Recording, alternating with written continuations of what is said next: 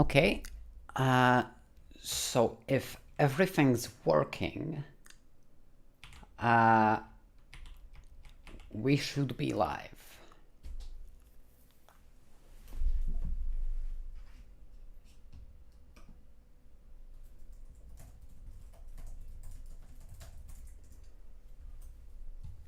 Now, just to make sure that things look good. Okay.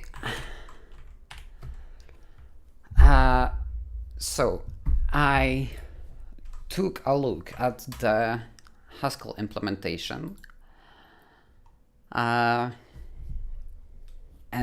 I more or less know how it works. But to make sure that I actually do, I think I'm gonna start with writing an implementation of my own.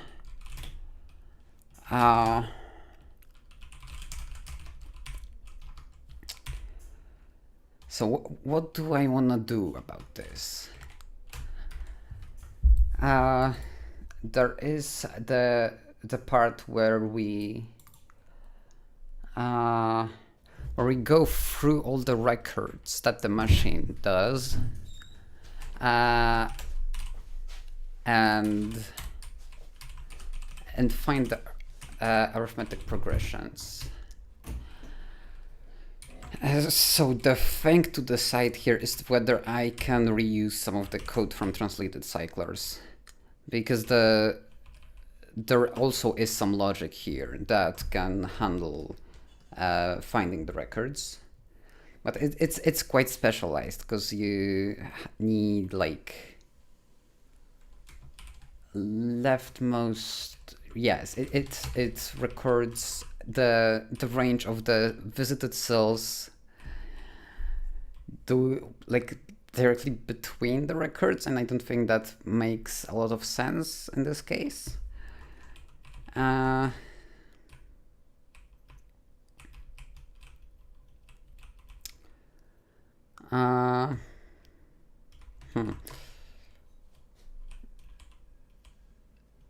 Though on the other hand, it's good work. It's good work.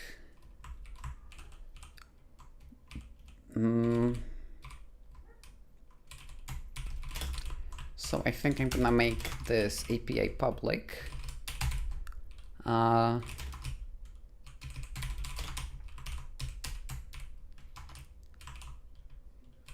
And I think make record is just a helper function that isn't actually supposed to be called directly. So that should work.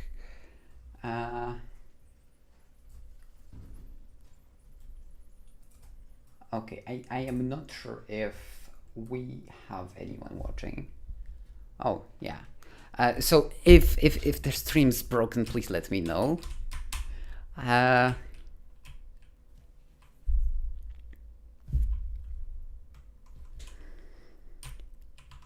And either way,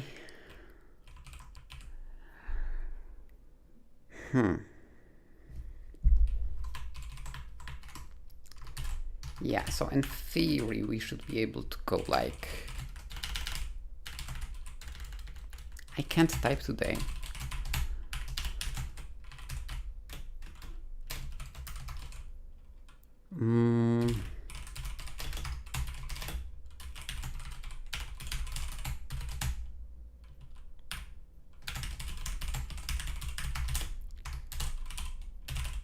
Something like this.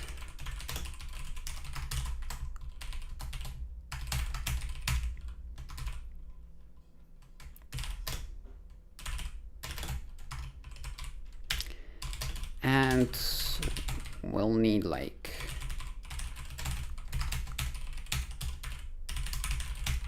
new, what space limit do I want to use? I'll try like 1,000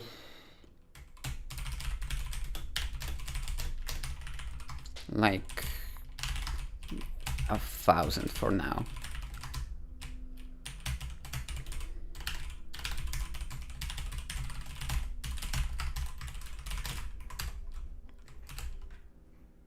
And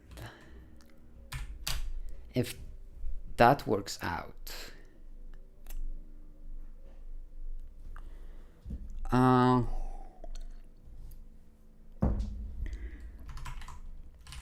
this is gonna be kind of inconvenient, because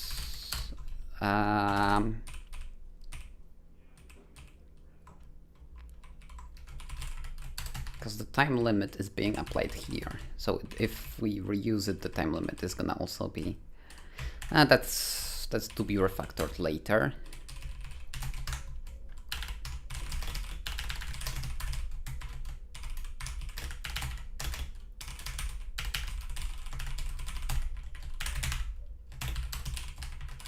So for now, I think I just want to see how it behaves.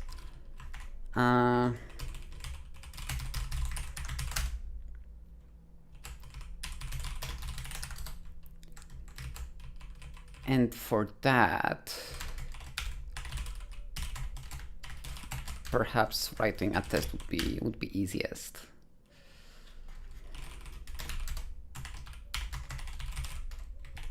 I'm gonna steal one of the examples from here. Now, I'm not sure if I ever needed to actually parse a Turing machine.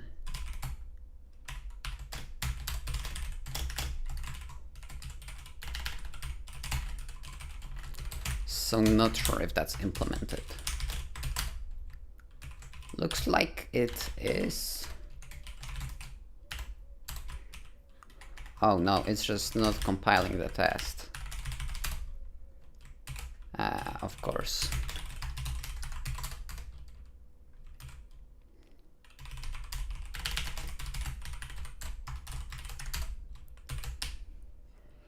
Yeah, so I need the parser for this format.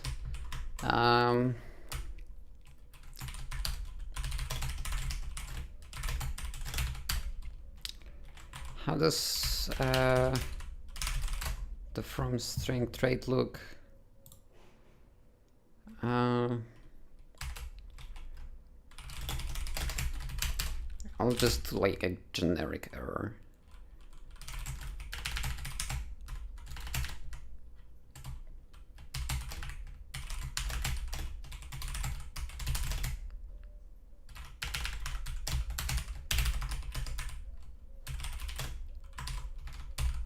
So we probably want to split by underscores. And, well, what else?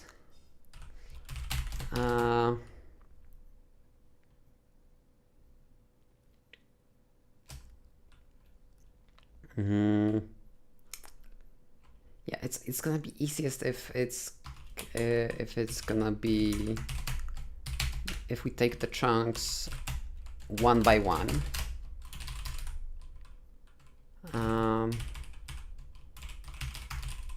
Maybe take this string for each state that we have like this.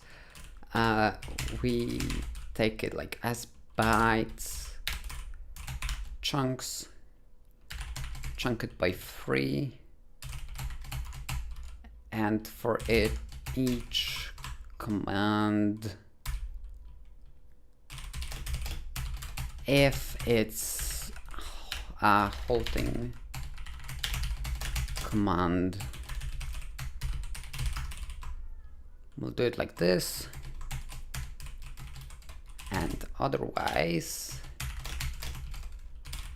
the symbol we're writing is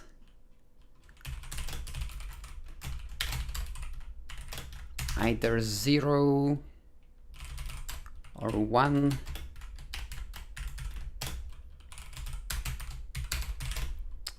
The direction we're moving in. Okay, and this is kind of on.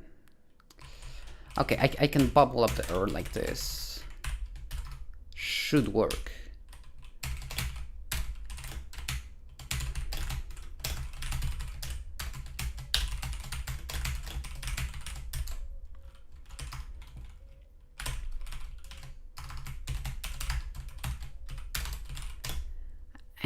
And the next state we're doing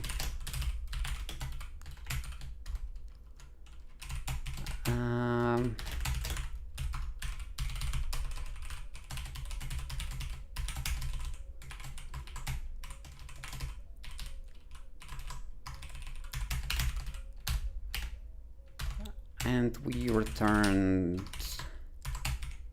step of right there and next.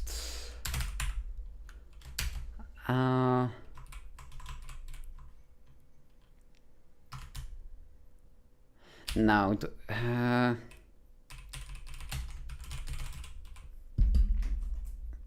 should be able to collect it into a vector.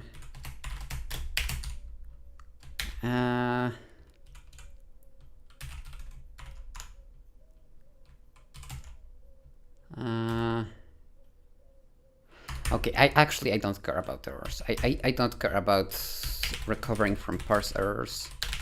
Fuck it.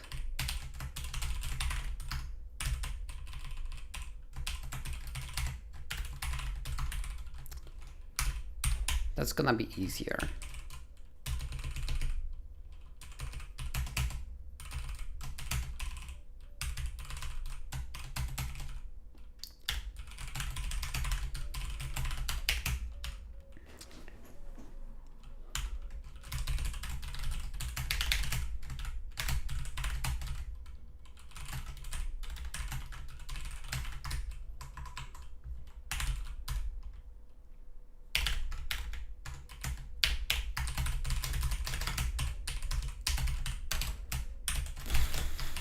What else is there in the Turing machine? Oh, because this is very specifically a Turing machine that has been read from the database. So I'll just put dummy shit in here.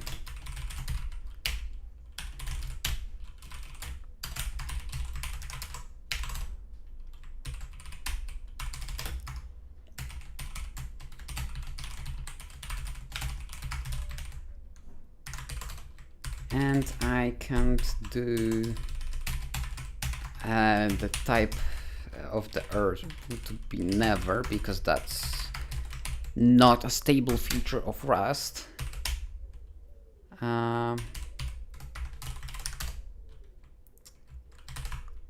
Okay, and to actually see the output, I'm gonna have to make it panic.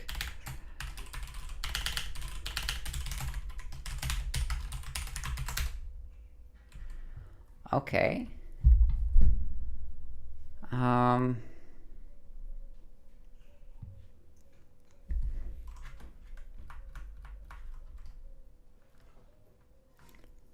So this bouncer does like 300 records within the time limit. And specifically, I'm gonna want to print out the position that the head is at. And I think I also want to expose the number of steps taken, which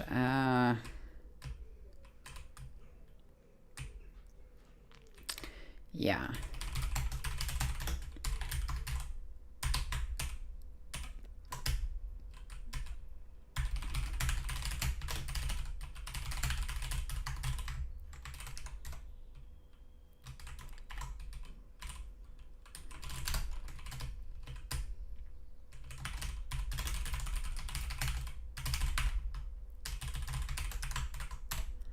And it's gonna complain that it's private.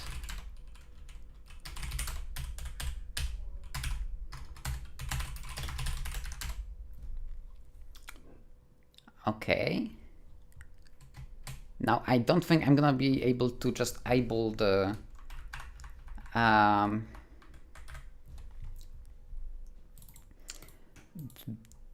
arithmetic progressions that are going on here. Yeah, I'm gonna like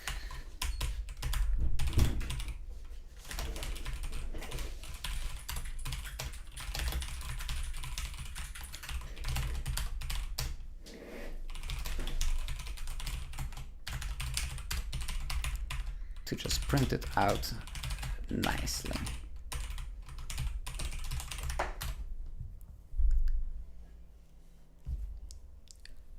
Okay, so it looks like the bouncer does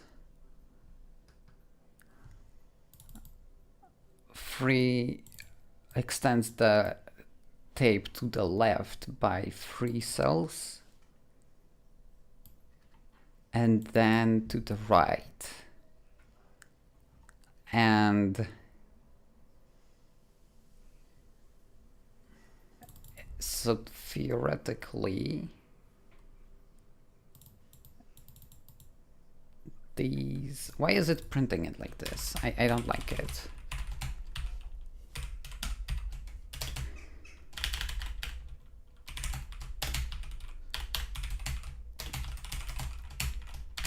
Can I just do this? I can. Okay, now we can see that it's like, if we take these 3 lines, specifically this, and this, then here it moves by 3. And we need a 4th one to be able to say anything about the quadratic progression that is supposed to be happening.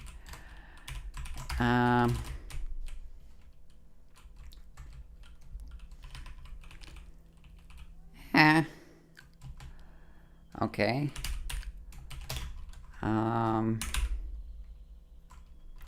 So if we do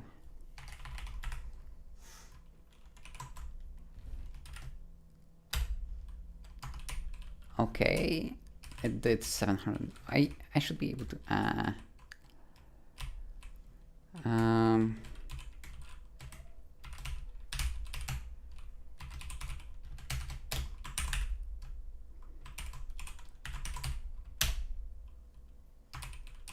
okay, and so we would expect 761, I think.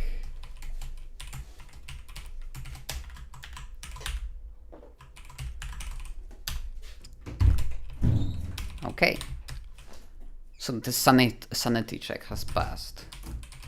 So now we would like to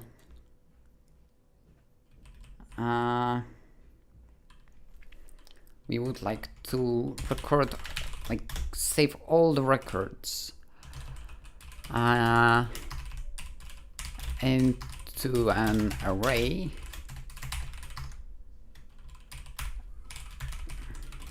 And try to find the patterns. And in this case, we would need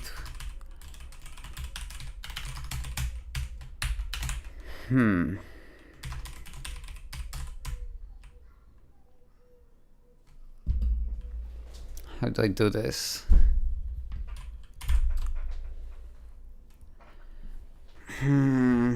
So you do need to be careful about how you handle all the progressions, because if we have like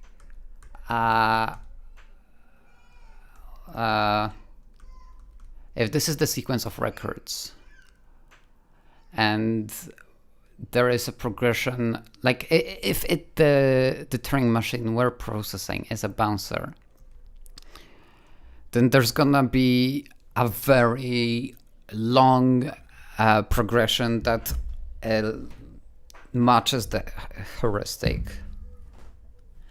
And like, as far as I am aware, the Haskell implementation does it like this, where it, like, if it found, it's gonna start looking like from the start, so it would find like these 4 records as that's like the minimum, but it would extend it to the end of the progression, and then consider that, like, process it, check whether it checks out,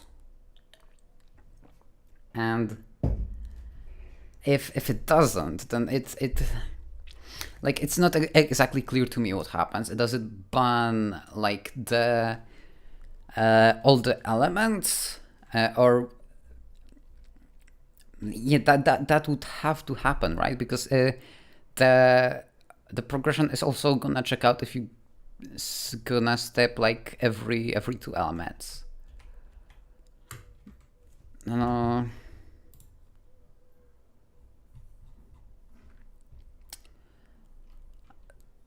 So I think I would need to take a closer look at what's happening.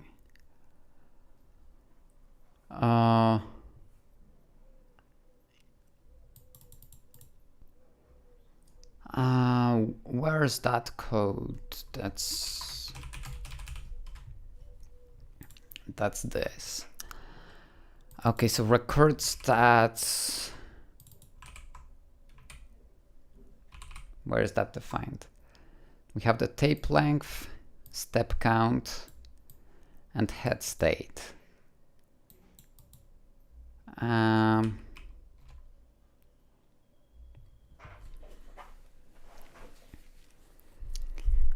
Okay. And it checks each pair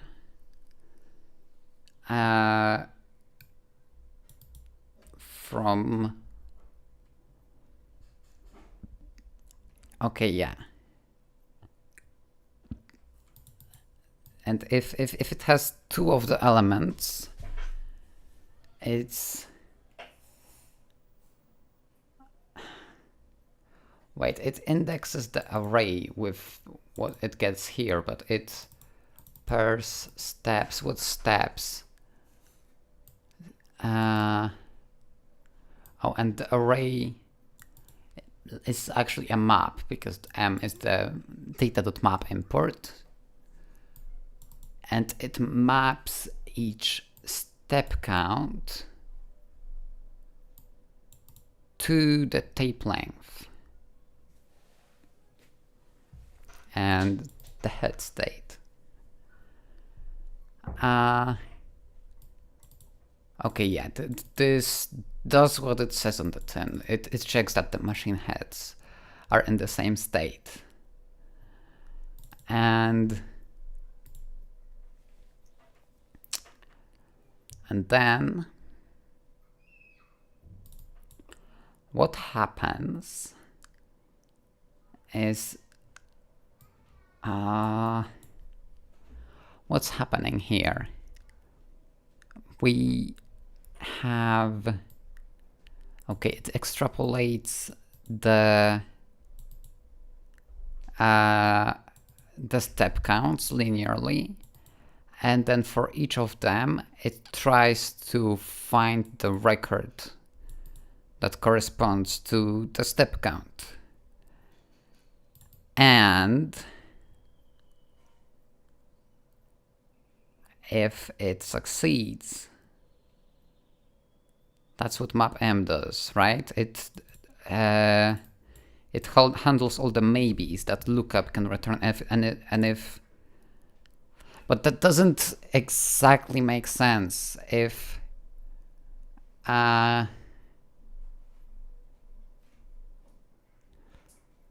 like you're saying, oh, so you're saying if the progression extends to the end of what we have recorded, then that is fine. But if it doesn't, then we can reject the progression entirely, because there is no need, because if the Turing machine is a bouncer, then it will continue indefinitely with this pattern. Okay, so this does make sense. Now, where is the part that,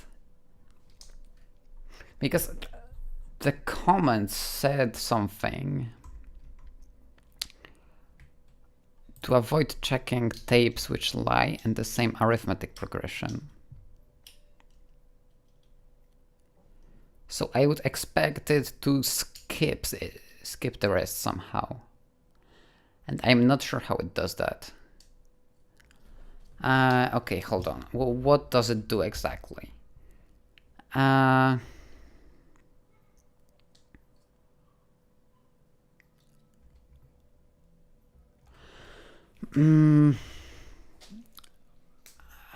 Is iterate a standard Haskell function?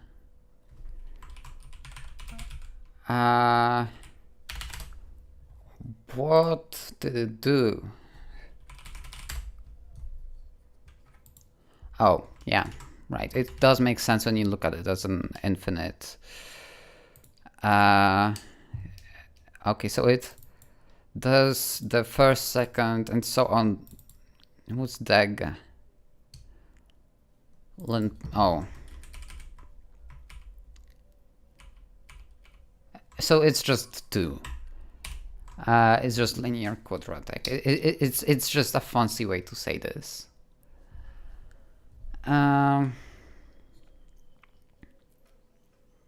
Okay. So it checks that we have the progression is at least 4 elements. It checks that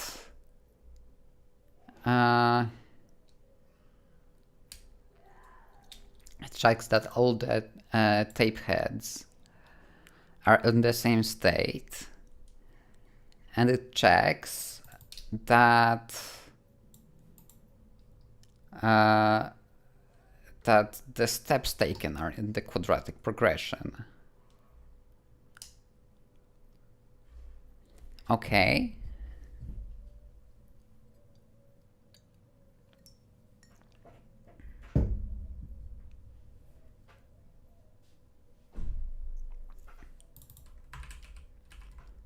So maybe the... Okay, and then this check for the length is duplicated, I think. Okay, and then it manually removes the sequences that are suffixes of the other. Well, that isn't too efficient, but okay. So the question is, I suppose, is whether doing the processing like by 2 steps of the arithmetic progression, that's a separate thing, right?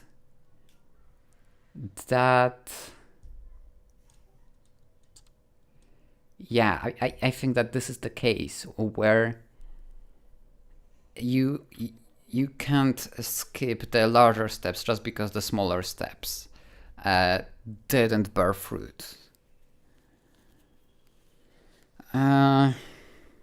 Which is somewhat inconvenient, because then you do have some kind of would it be quadratic blowup? Like if we have n records and there is an arithmetic sequence of length O of n, then it's gonna be like O of n plus O of n over 2 plus O of n over 3. And this...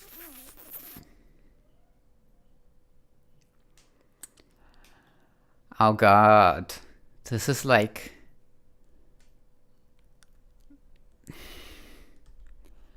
I think this has something to do with the harmonic numbers, which is actually not that bad, I think. Okay, except that we don't actually process the entire sequence. Like, we don't do most of the processing on the entire sequence. We just do on the first 3 elements.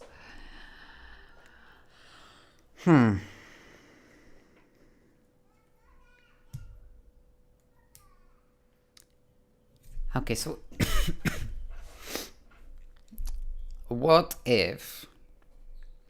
So removing the suffixes has its drawbacks, I think, too. Because if you actually have a sequence that goes like, there's the bouncer transition, where this is like C of 0, this is C of 1,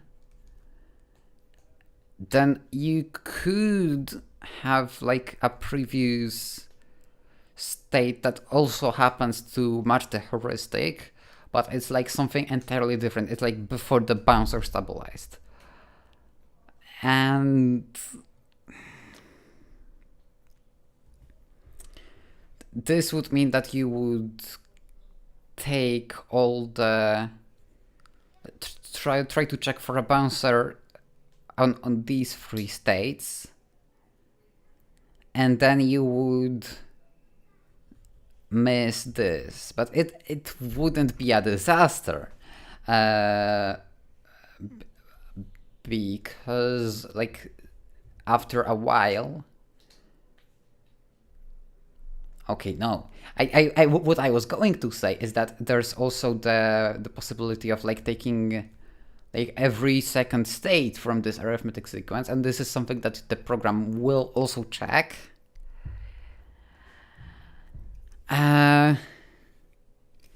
But the problem with that is, if like I think it's actually, you can prove a theorem that would say like, if the if you have an arithmetic sequence, like if you have a how do I do this? A n equals some like a plus b n, and like this is gonna be what? This is gonna be the tape size, and the step count is gonna be a plus b n plus c n squared. Then if you add like t k n s k n, that's gonna also be match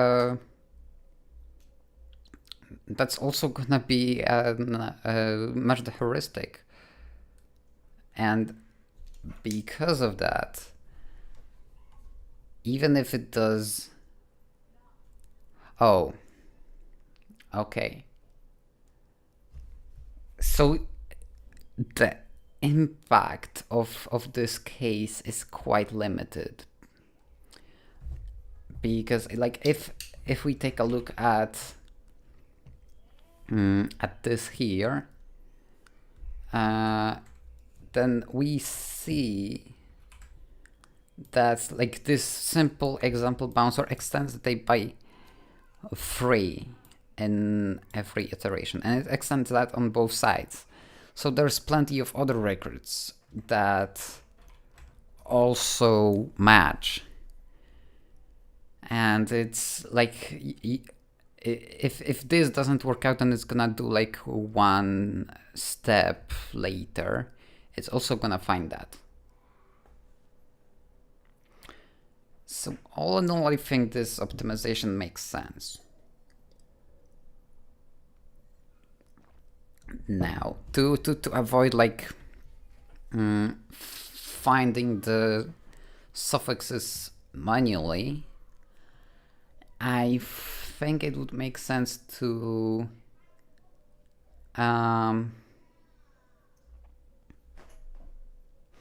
okay, so what if the arithmetic sequences were being found by going, not by iterating like over the first element and over the second element, but instead you could go like by length, I think. First you go check like distance 1, then check distance 2, And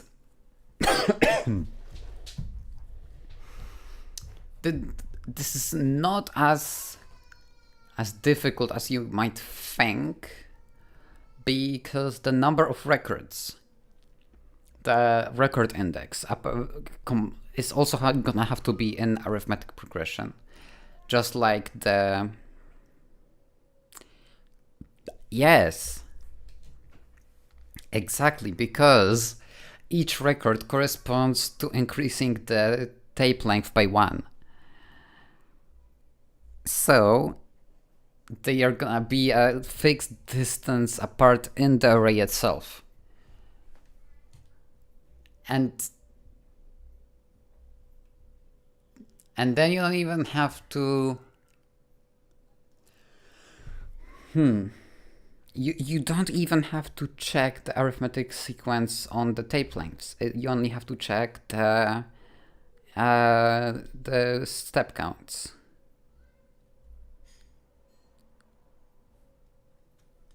Okay.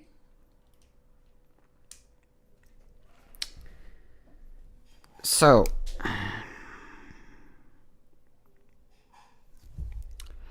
the question is how to handle this well. Like, if we decide that we don't want if there's an arithmetic sequence that goes by k, and if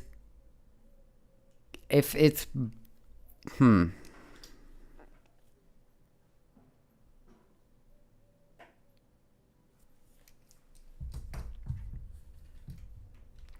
Okay, I'm actually gonna double check the tape size thing.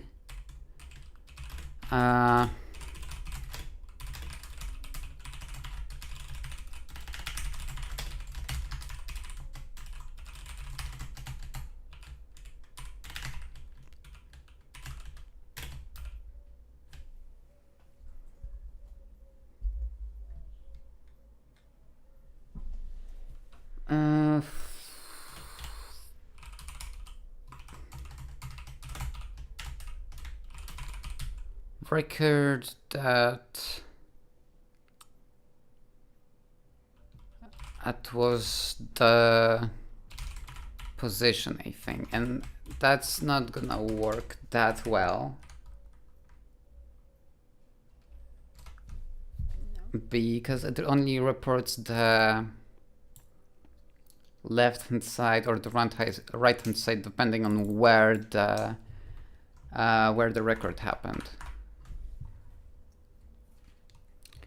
So it starts in the middle of the tape. 513, 514, 511, 510, 5... Okay, so I think that works out.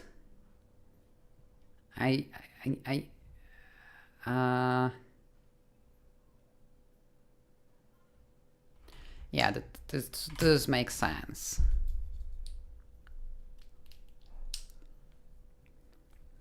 Okay, and I think that if we are going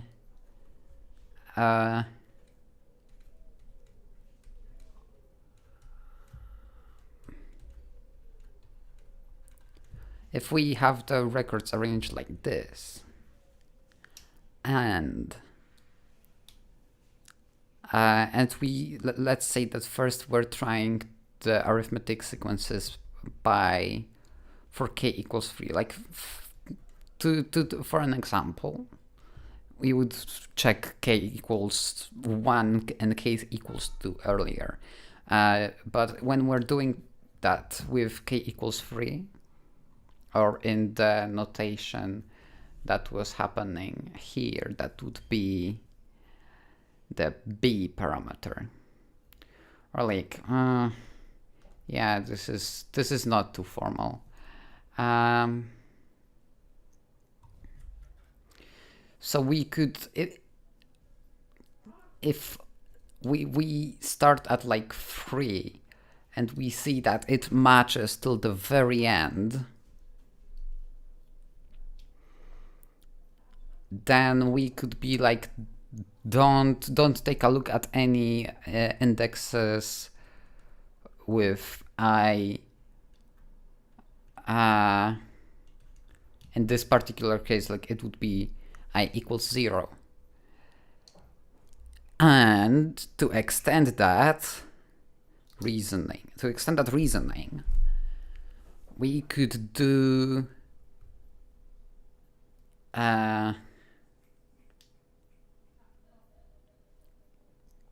if the polynomial checks out only to some point,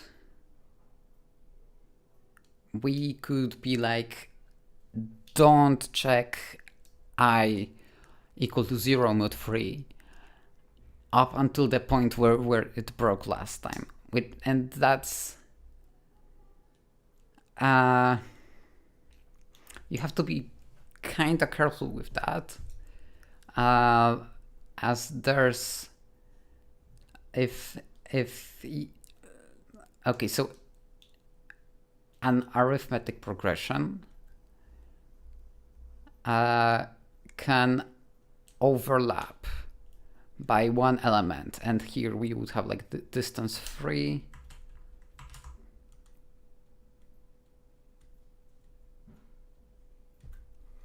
Here we would have distance 4.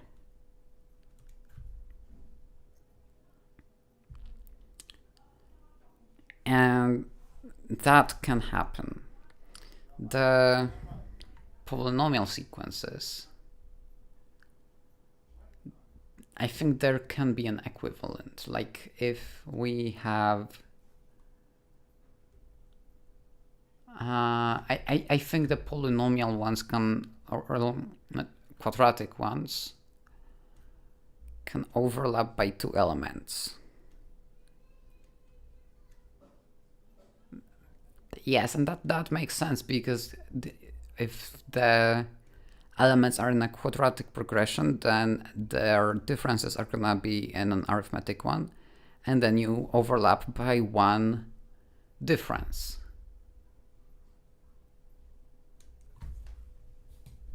Okay.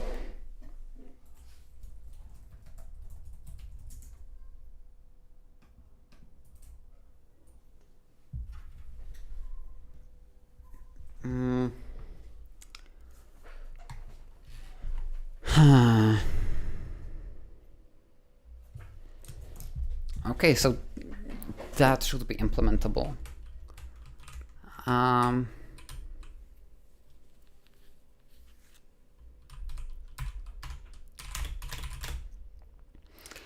Now, we need at least 4 elements to test for the polynomial thing.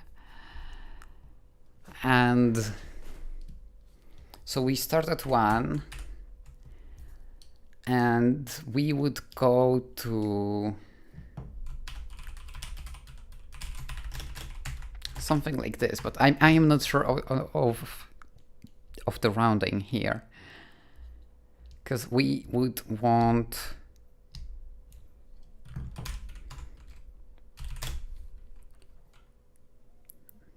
is it divided by 4?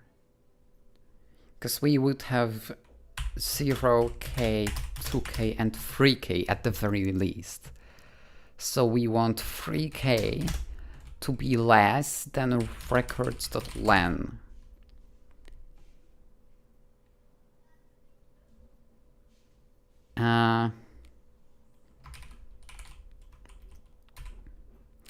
Okay, and 3k to be less than records.len.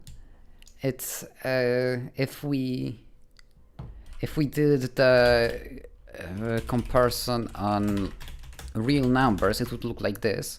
But because we're rounding down here, I'm gonna do less or equal.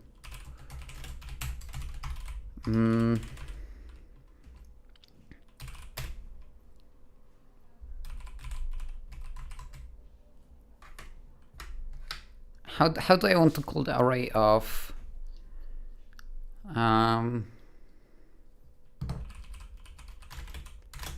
okay, so it's gonna be indexed by the yes, by the index modulo k, and it's gonna be the smallest index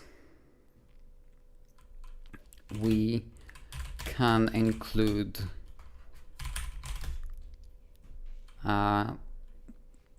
without needlessly overlapping sequences.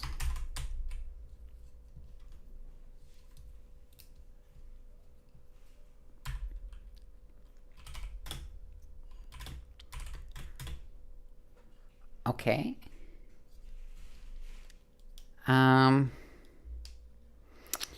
Now,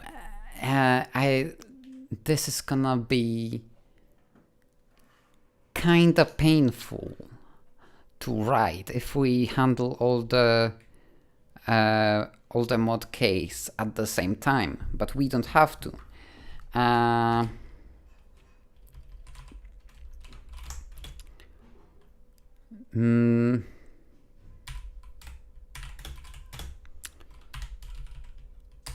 So let's just iterate over them. I don't know, I'm gonna leave this here for now for reference. And what we want to do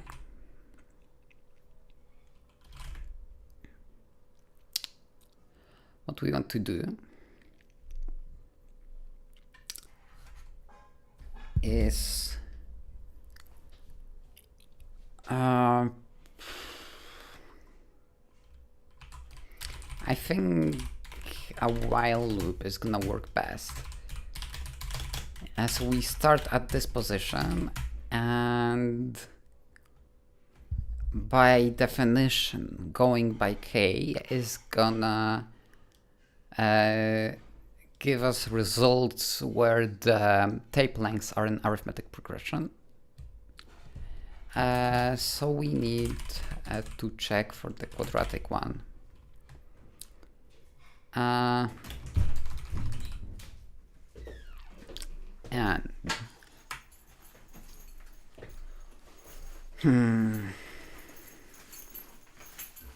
this is kinda complicated.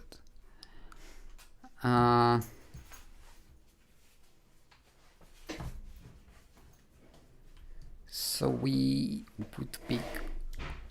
would have this loop, and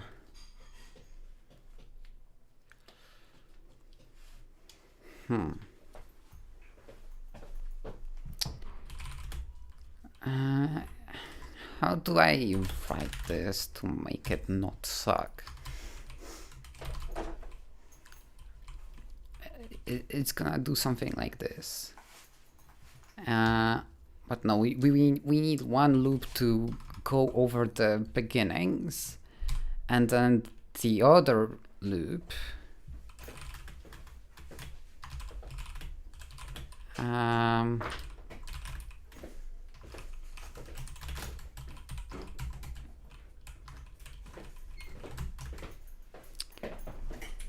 this is starting to look like spaghetti.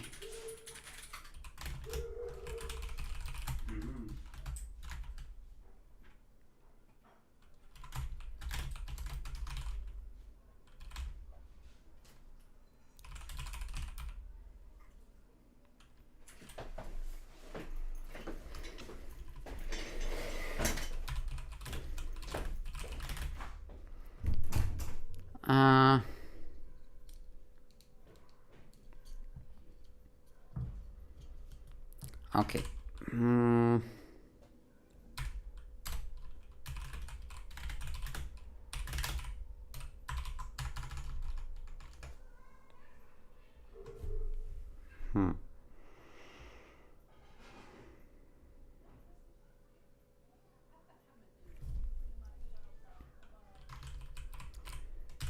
Okay, so let's approach it like this, where we have step by k, and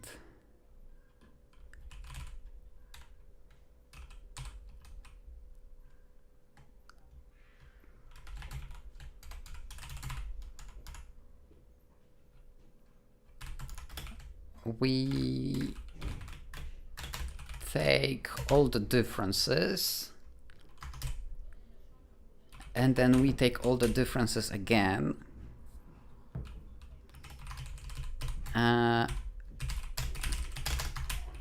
because it's a quadratic progression.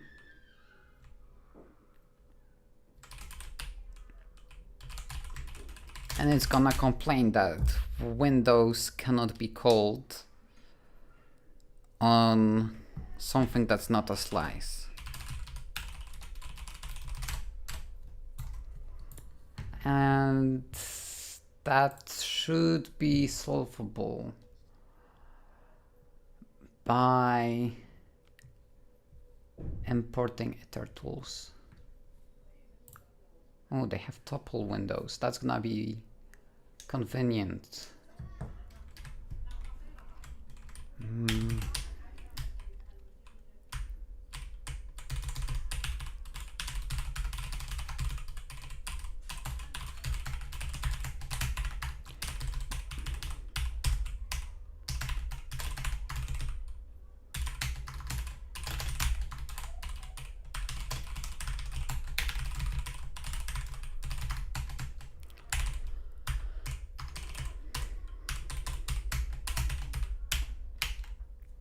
Okay, and now the question is, how long does it stay constant?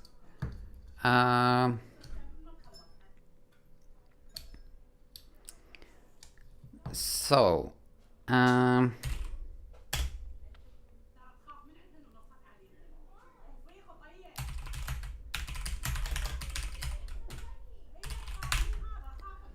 we want the first element. If there's not even the first element, then we are done with this particular mod k.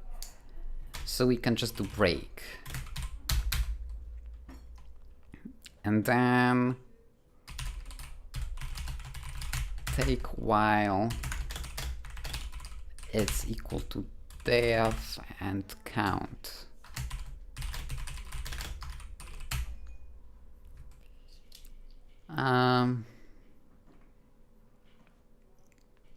Okay, so if we eat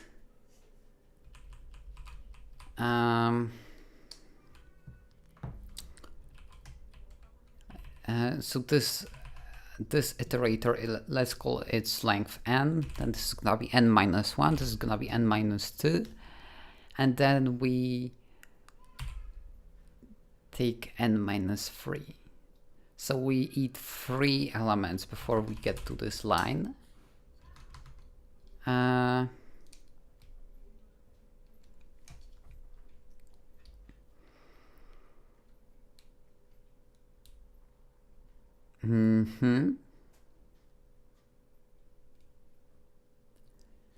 And so if length is equal to 1,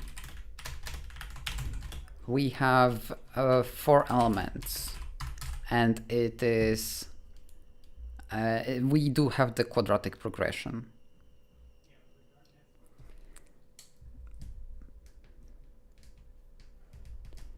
And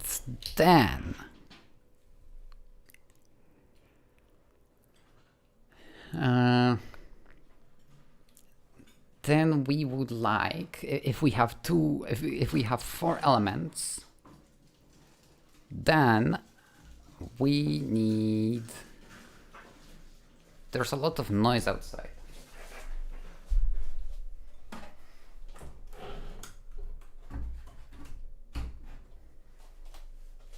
I am not sure if the mic can pick it up, but I'm gonna close the window.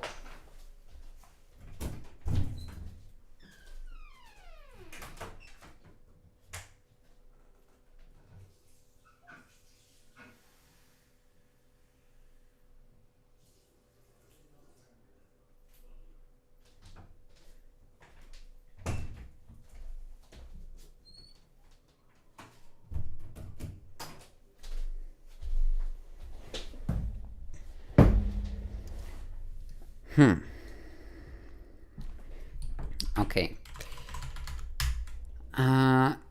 So if we have 4 elements, then we have this situation. Where was it? We have like this. Where's my cursor? Here's my cursor. We have this situation, and the next element we want to be visiting is this one, like in the next iteration of the loop.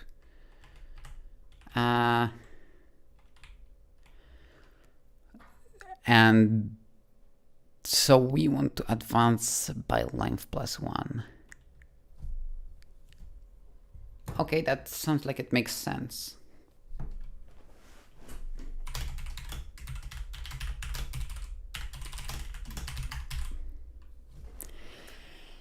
And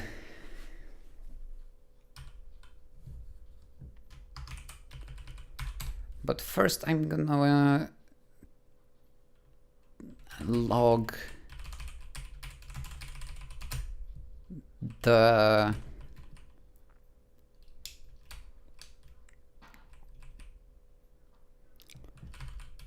I'm gonna print out the sequence we found. And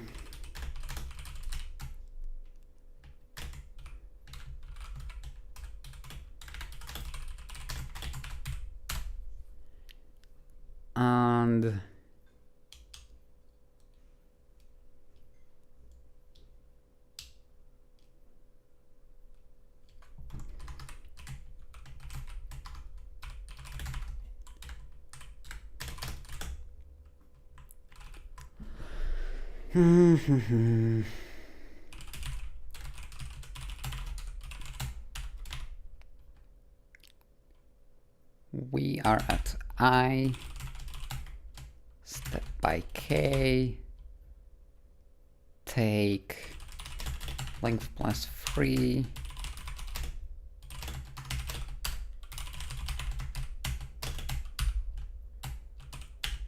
it's gonna be like record direction, record step count.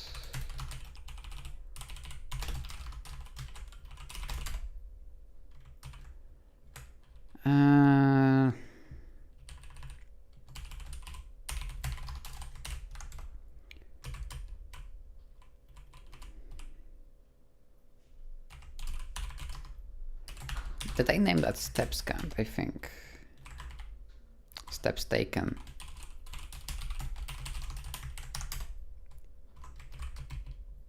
And we are iterating over this while it lives, so we need to make the variable mutable.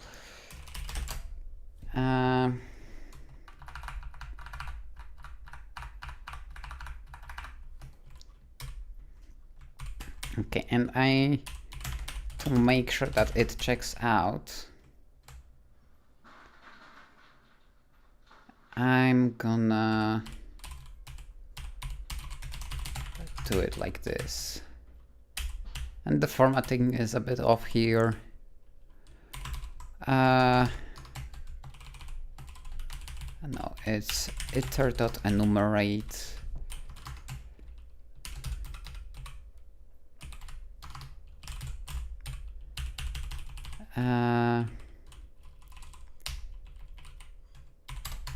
Let's say that this makes sense.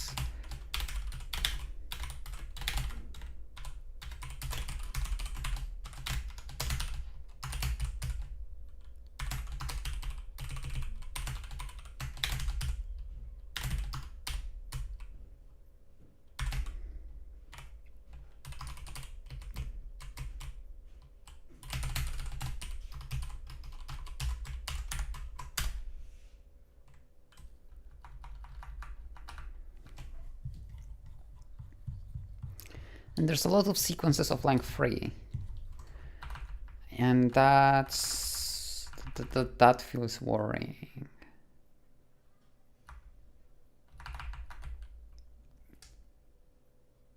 because we want um, we want at least 4 to make sure that the heuristic matches. And if we filter by that, oh, it finds results. Cool. So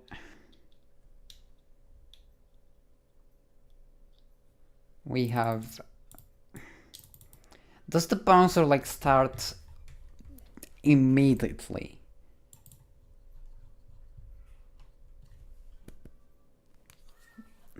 This looks weird. Oh, well, hold on. We can just take a look on BB challenge.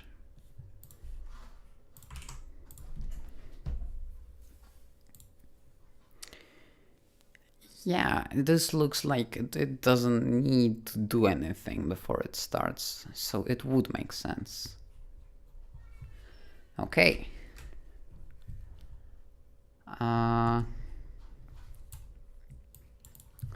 But the problem here is that the states of the head don't match, and we also need to have that compared.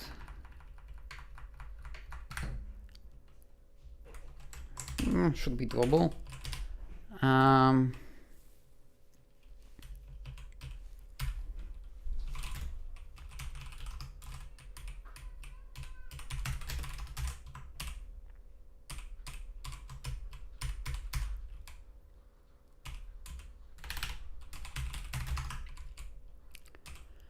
The head is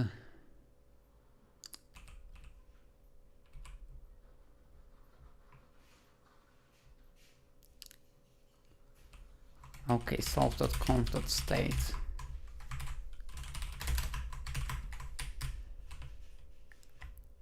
And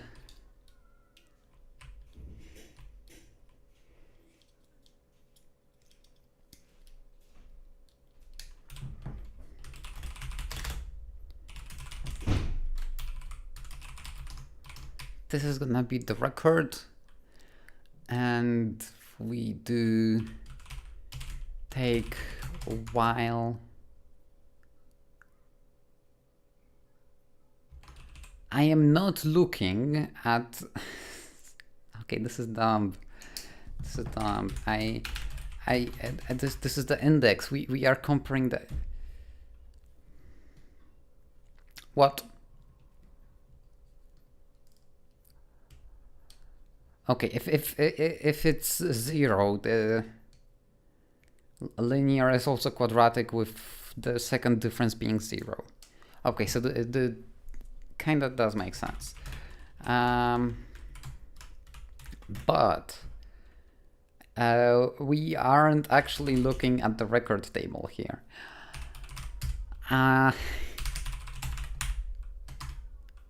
So you take the position. No, we want steps taken, and we want to take while the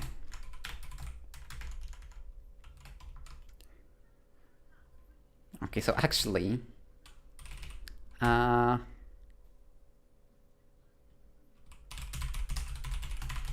this can also be.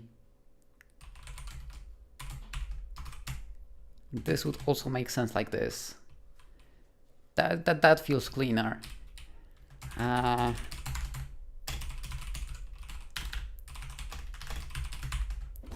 then we need it to all be the same state. Looks like someone messaged me on Discord.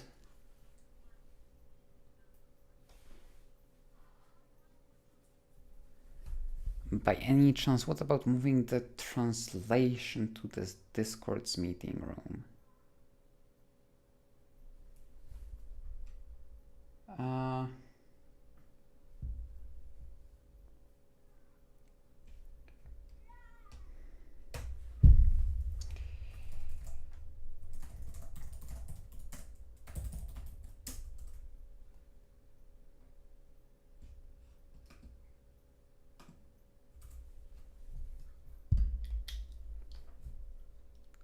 yeah, like there, uh,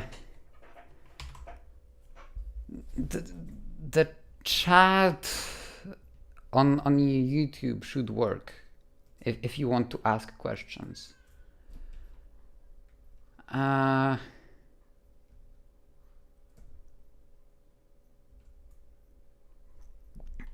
uh,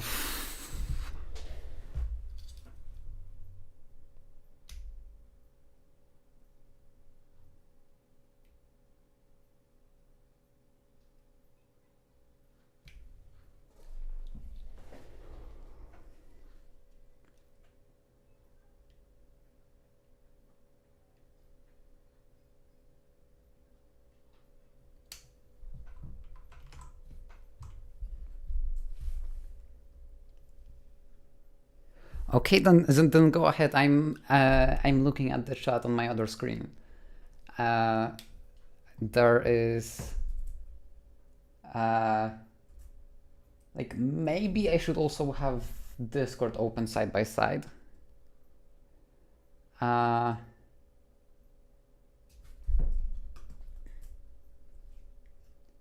Okay.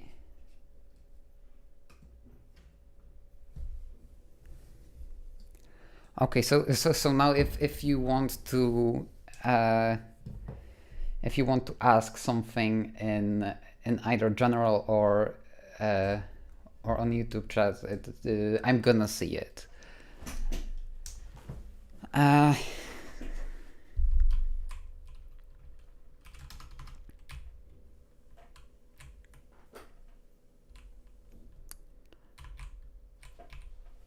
There would also be the option of having Discord voice chat, but I am not sure how that would work with the delay of the stream. Yeah, I like if you prefer Discord, then that's fine. I have both open here. Like you can't see it because it's on my other computer, but I now opened both.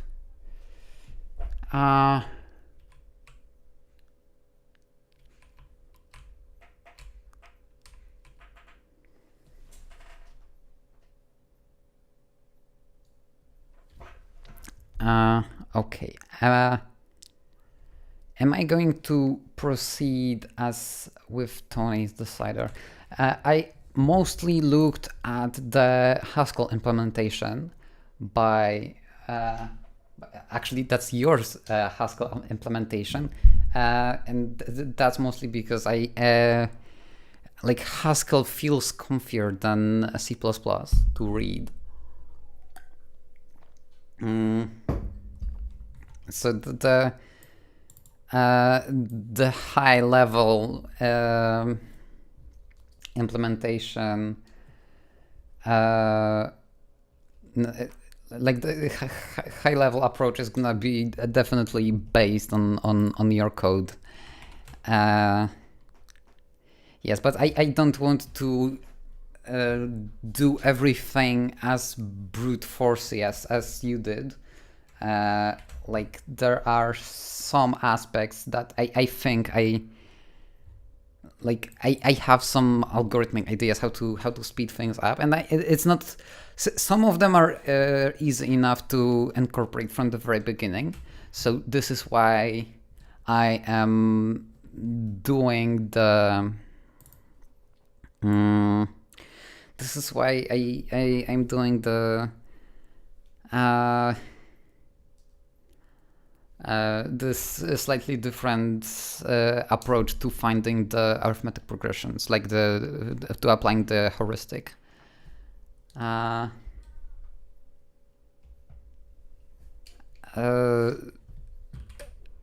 Okay, so like here's the. Okay, so we go by k, starting at I. And we want the state to be constant throughout the progression. And then we will be looking at the amount of steps taken. And the second difference is also gonna have to be constant.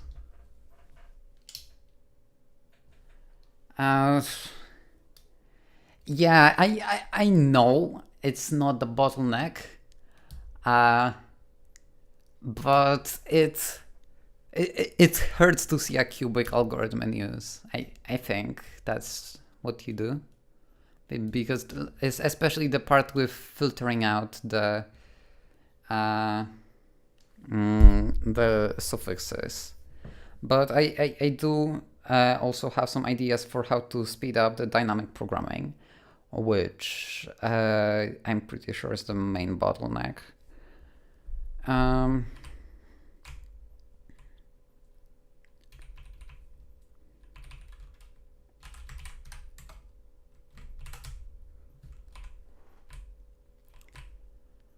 Yeah, and this, we don't need to index it here. Just...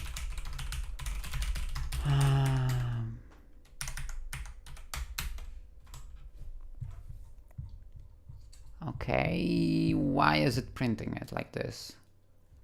Oh, because I still have this in here.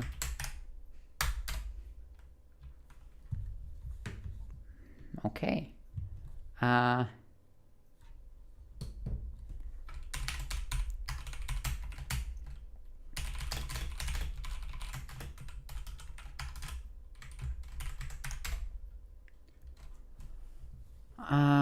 Yeah, so it panics where we expect it to.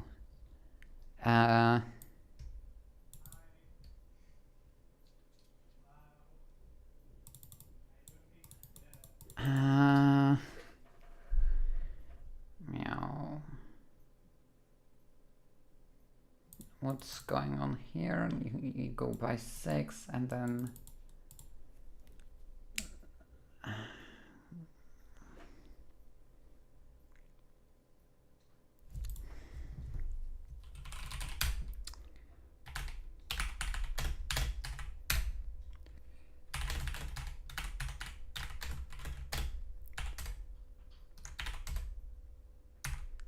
This does not look right. Like... oh, no, I am...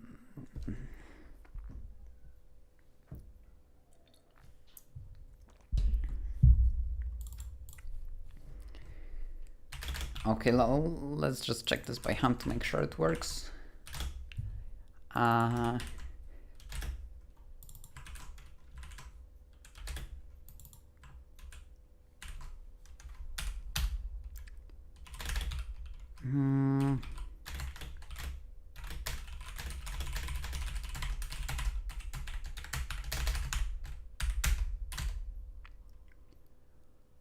Okay, and...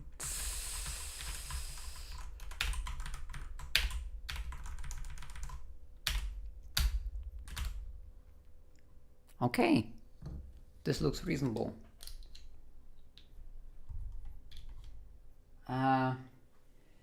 Yeah, I am not sure if there are any clever approaches to going faster than ON squared, and I wouldn't want to spend too much time trying to come up with one if this is not the bottleneck. But because you also then compare the... oh,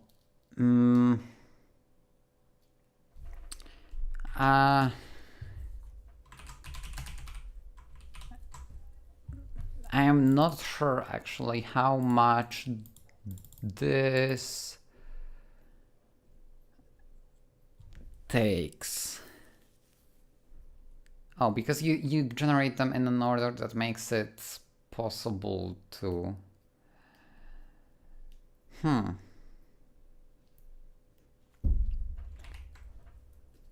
well...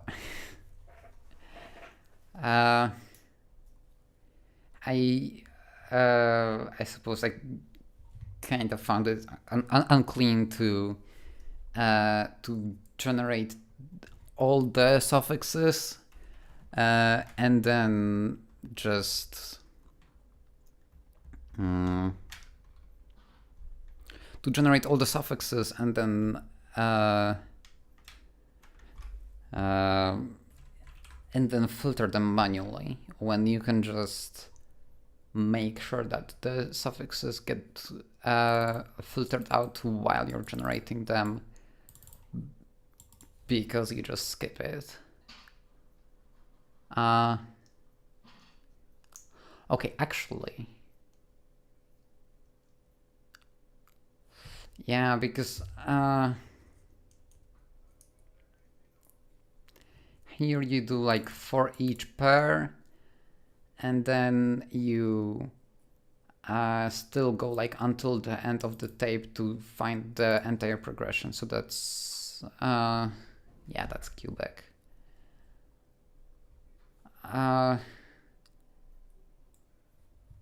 Like it gets the job done, but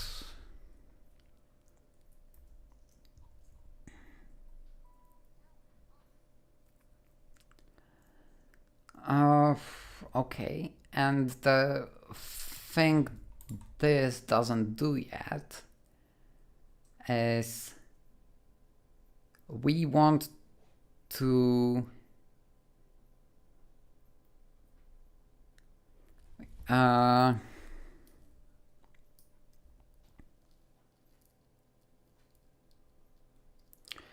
we want to know how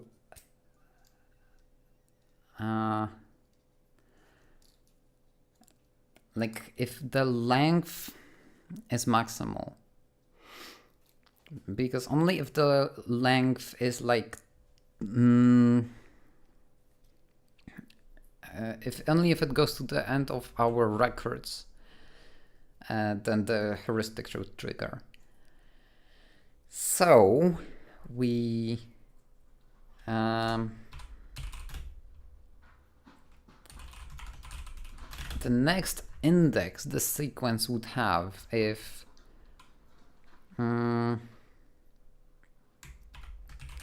that would be length plus 4 times k plus I, or like maybe I plus would be more readable. And if we have at least 4 elements and the next index, if we wanted to extend the progression, would be out of bounds, then we want to process the sequence. And it's weird that it's only length 4. Oh, because it's probably like some at the end. I am confused. I am confused by what's happening. And that probably is because of this gigantic time limit. But I would expect the lengths. I would expect there to be more stuff of.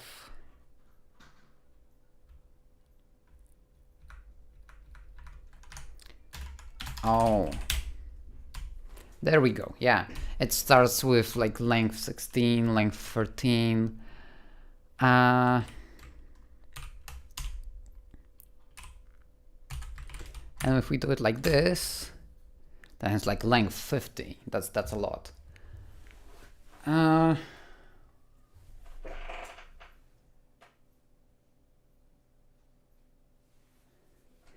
Yeah, len polytest is cubic because it finds maximal chains. Just to be sure that what we find isn't a fluke. Yes, but the idea is we can go to the end of the progression even while the algorithm is only quadratic. Because like here we are iterating over over the length of the step, so that's gonna be O of n iterations, and here we're gonna look at each record at most 3 times. Yeah.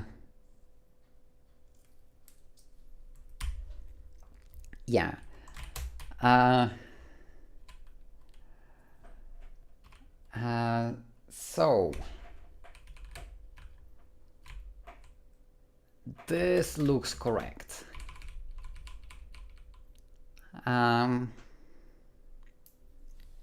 Now, once we have these records, the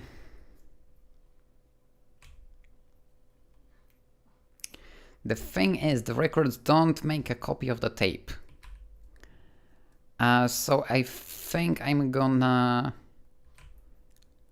actually copy the code and customize it for the bouncer's decider.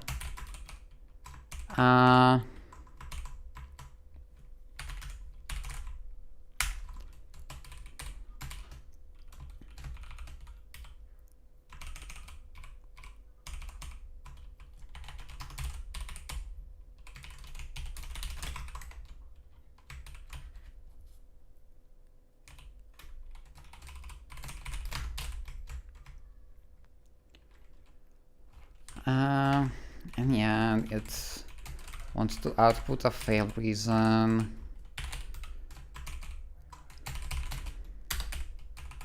Specifically, either halted, out of space, or out of time.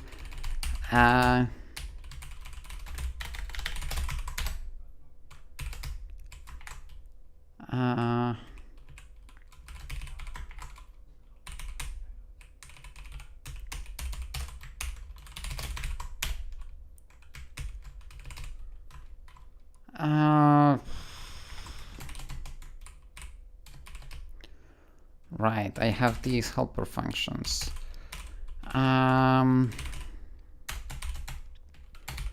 Let's put them here.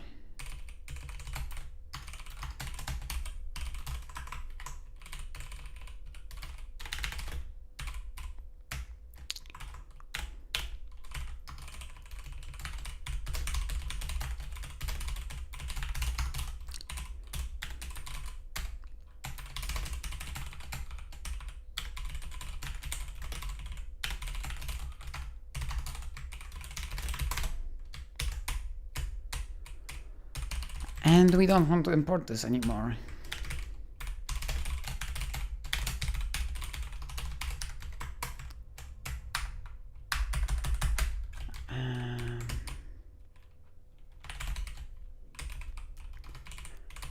And this warning means this didn't get imported.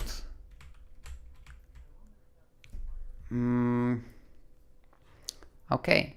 Now, we don't want leftmost.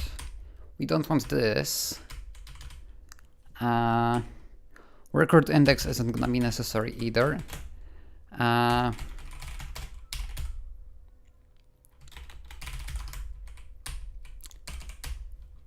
Steps taken, size, state. We want to compare both state and direction.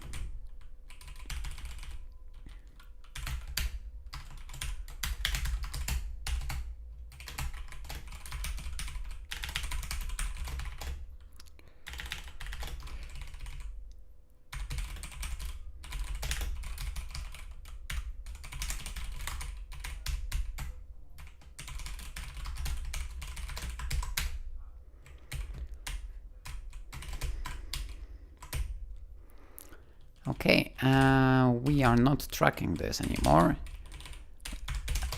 We have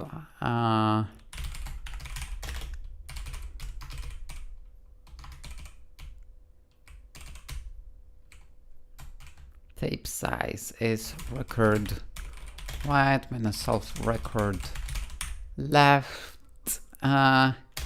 Technically +1, even though it doesn't really matter.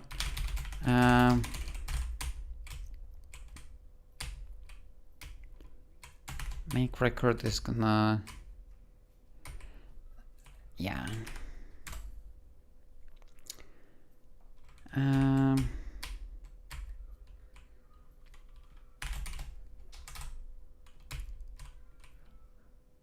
And then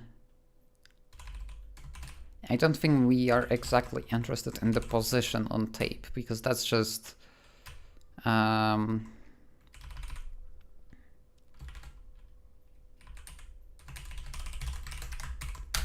that's like arbitrary, because it's like offset by, yeah, we only want the size of the tape.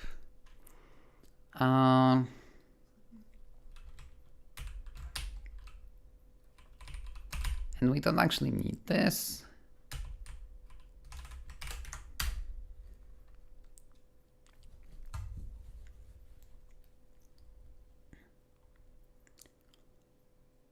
Okay.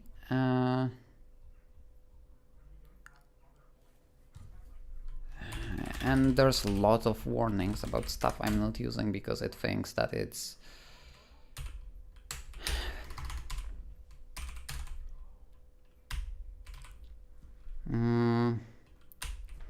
what was the easiest way to silence this?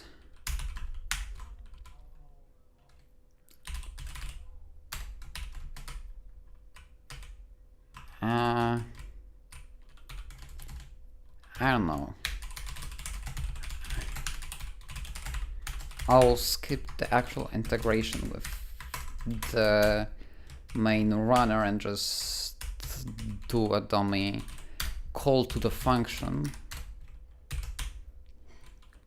which is not ideal, but whatever.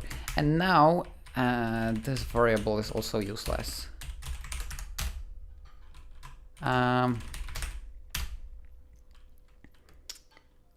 Okay, and it's doing the same thing. It's doing, it's finding all the sequences. And now I want to make a copy of the tape. Oh, so this is gonna require as much memory as the time limit times the space limit, worst case. I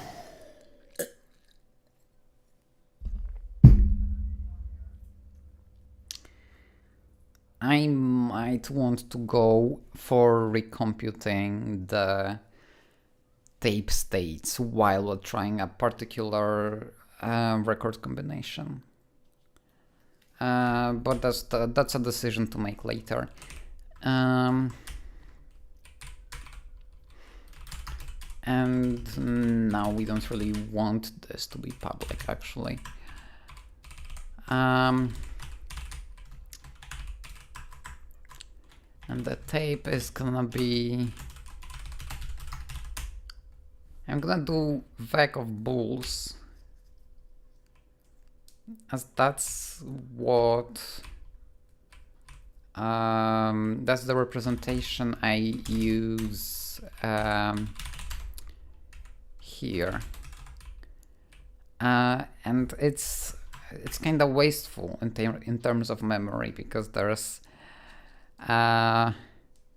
it uses a byte for each bit, but packing it actually slows everything down. So it's gonna stay like this. Like, I benchmarked it, and it was definitely not worth it to bit pack the tape.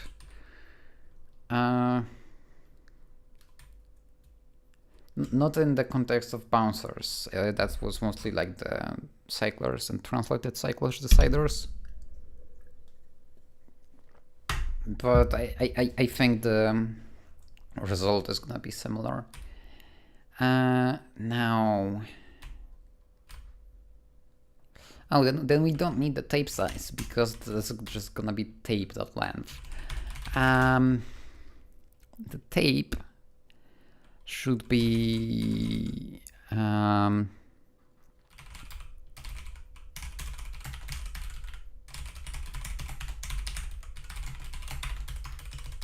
something like this maybe.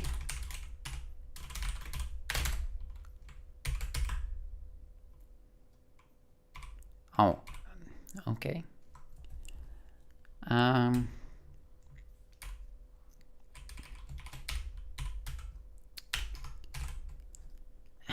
if I print the tape, it's gonna look ugly. But just to eyeball it,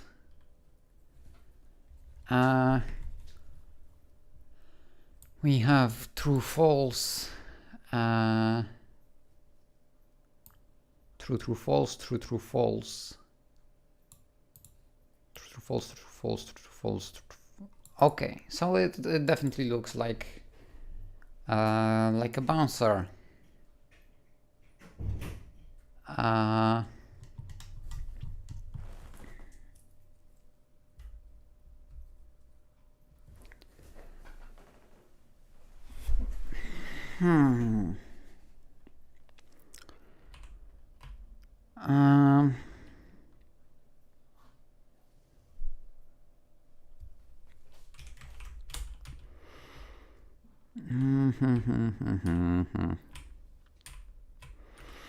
Okay, so I would probably want to extract this logic out.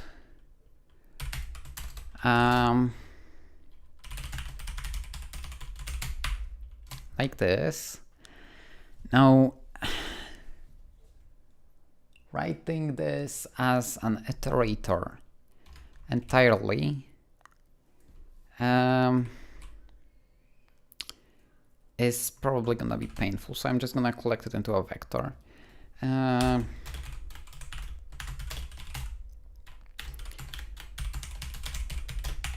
I'm gonna save the...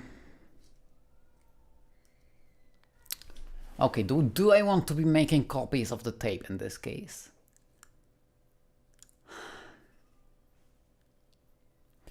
Okay, I'm gonna do it like this, where this goes here, and we take the array of records and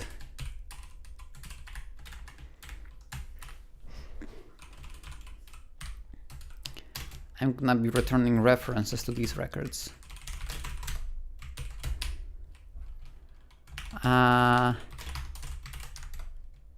And specifically we want 3 records for each. From the start of the progression, I think.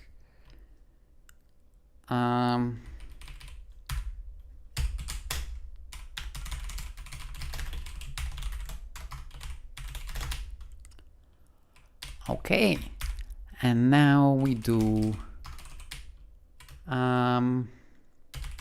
we don't need enumerate, and we also want only this.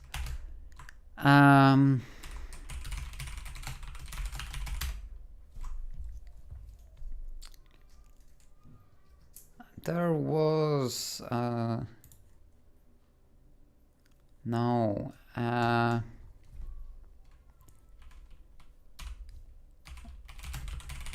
std array,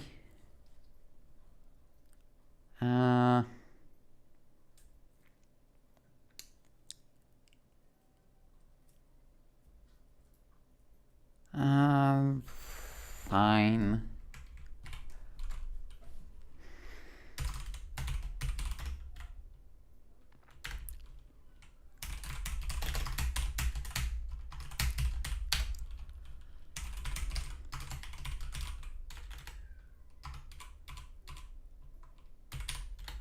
I'm gonna do it like this, then collect. This is painful.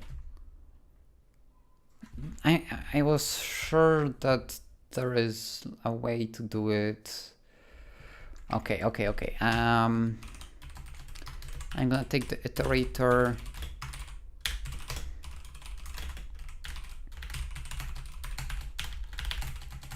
from fn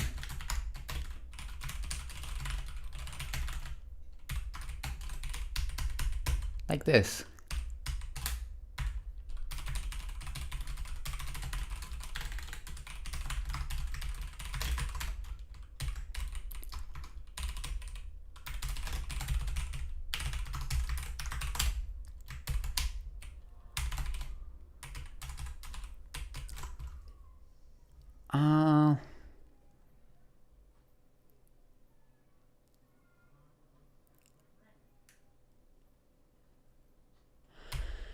And at the very end, we return the vector. Okay.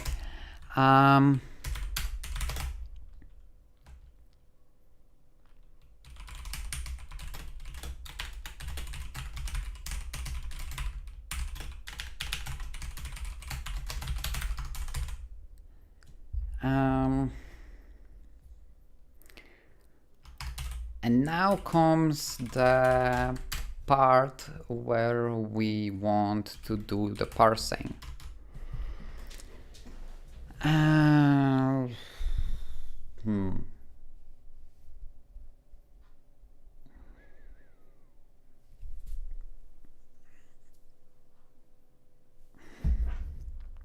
Okay, so memoized dynamic programming is doing recursion with closures is kind of a pain.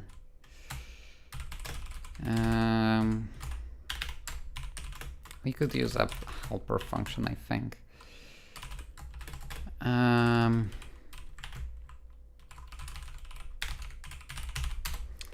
How does this go again?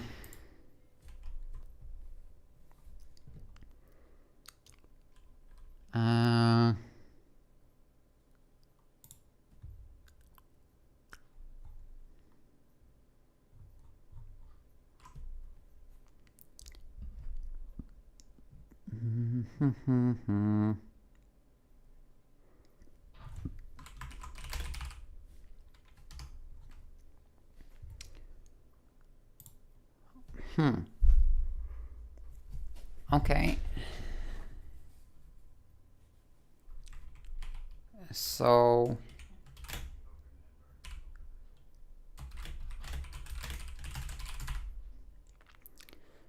I want to have a helper function that will do the memoization for me. So we want to take a function. It's basically gonna be a fancy fixed point combinator. Can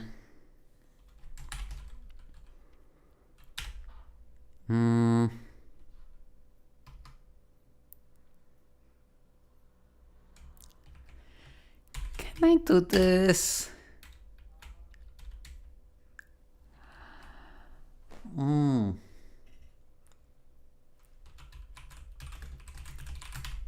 This doesn't feel right.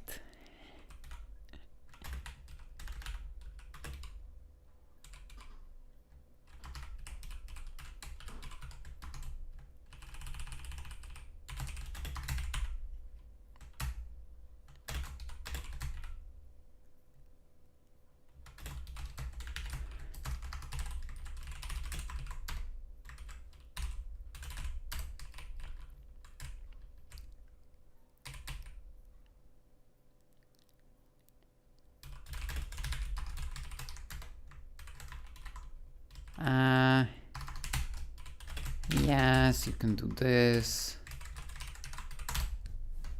And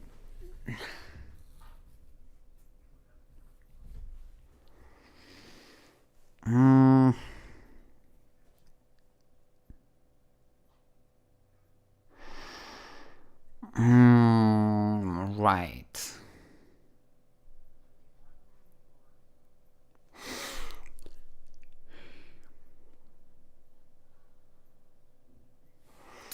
So I suppose we need an object to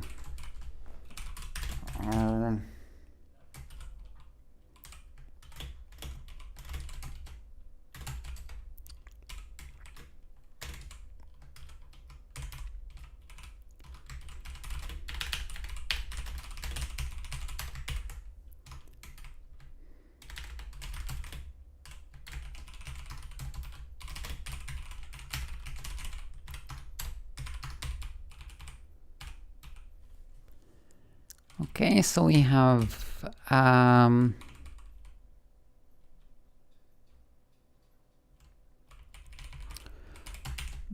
the type of the result we are computing.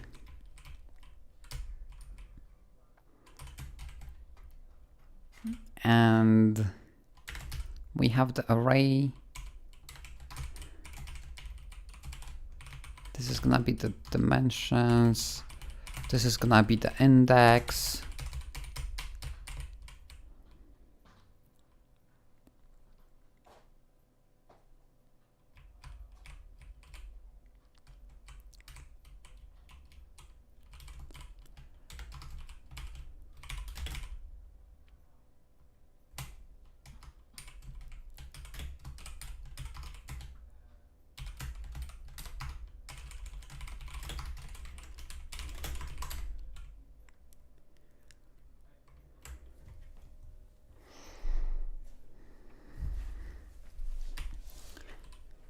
Okay.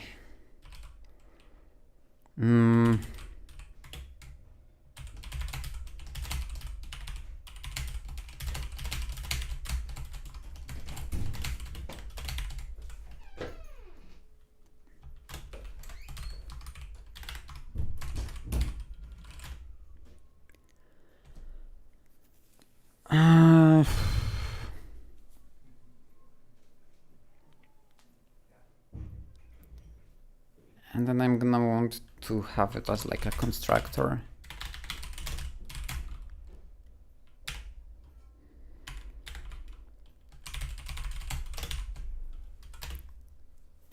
Dimensions is I, and f is the function.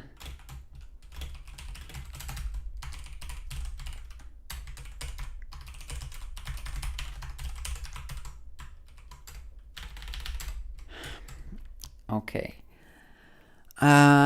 Why does it want to be generic over this? It doesn't need to.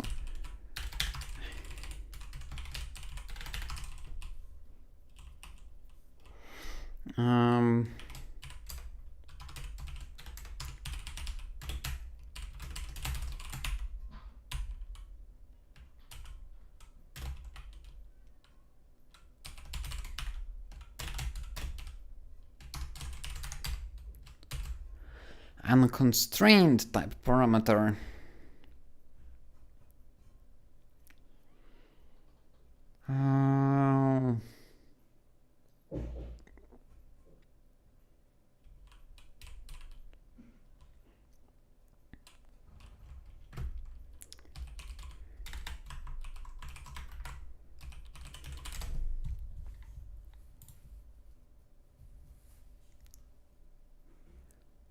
Okay, so theoretically something could implement fn_mut for a variety of argument tuples.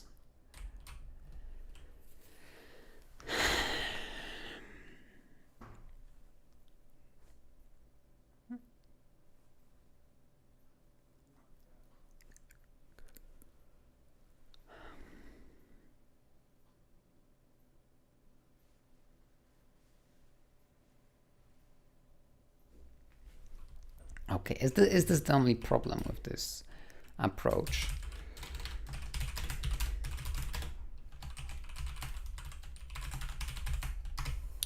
Actually, I need to have the array contain options, because none is gonna mean we haven't computed this yet, and some will mean we have computed this already, then this is the result.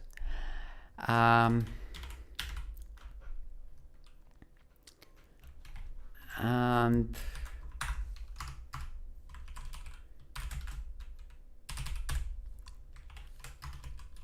okay, I can call it shape to make it more consistent.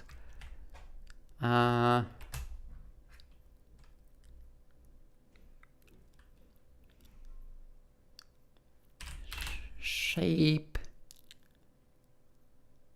and none, and f is just f.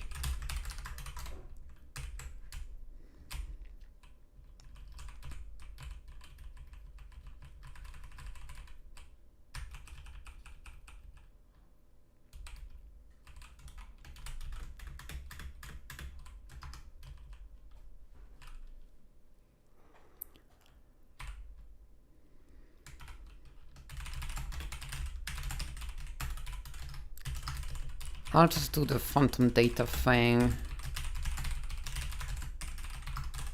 Even though I'm not exactly sure how much it makes sense. Okay.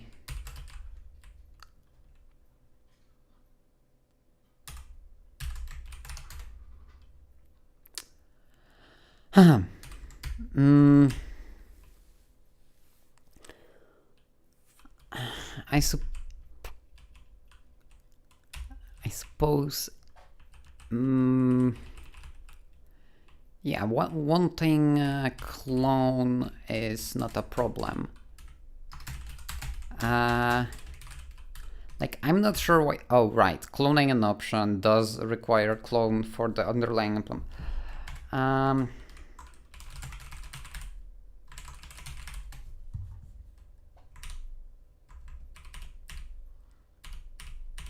I could work around this. I don't care.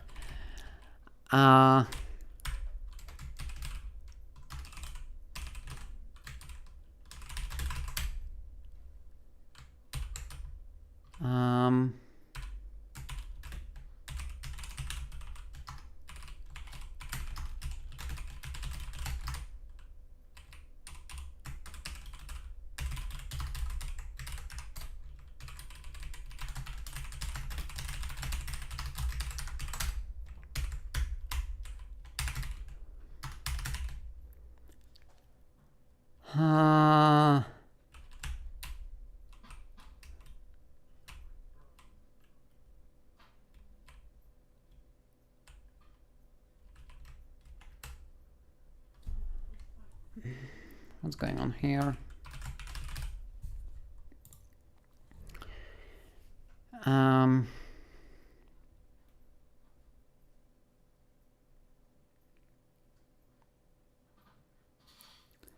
Why does it say that the shape should be a shape builder?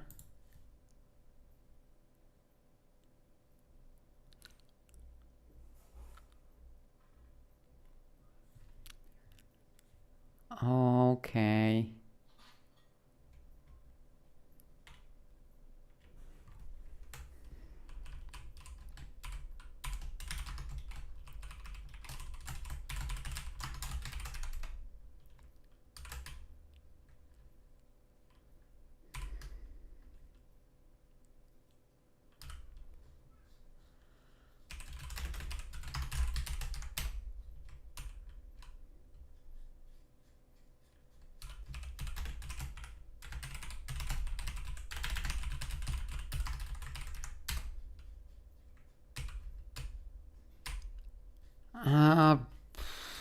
This is a generic soup.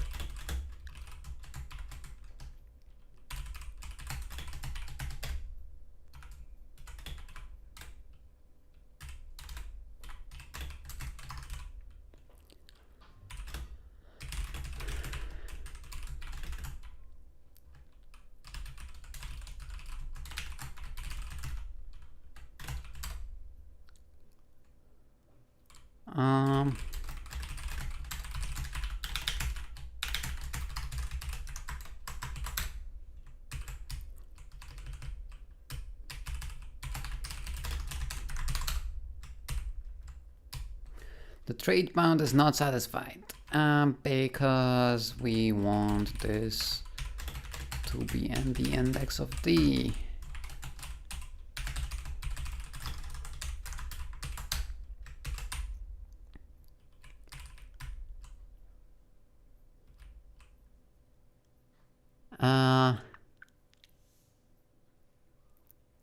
What? Oh. We had two layers of options because memo.get was bounce checking the thing, and then we were checking whether the value we have stored is an option.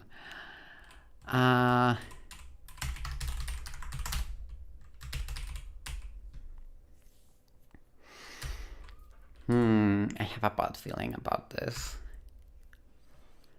I feel like I'm gonna run head first into the lack of Polonius on stable Rust with this pattern.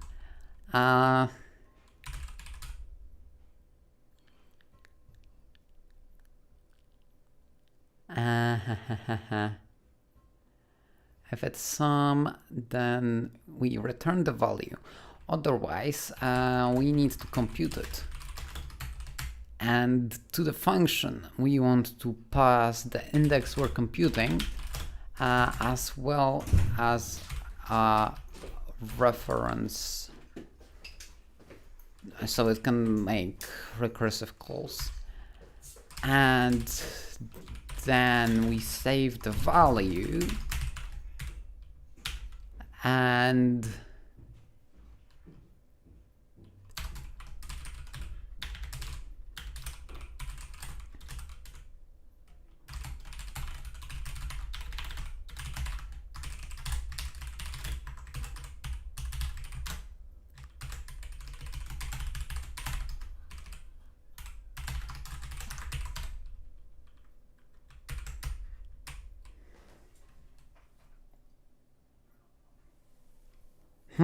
well, filling in the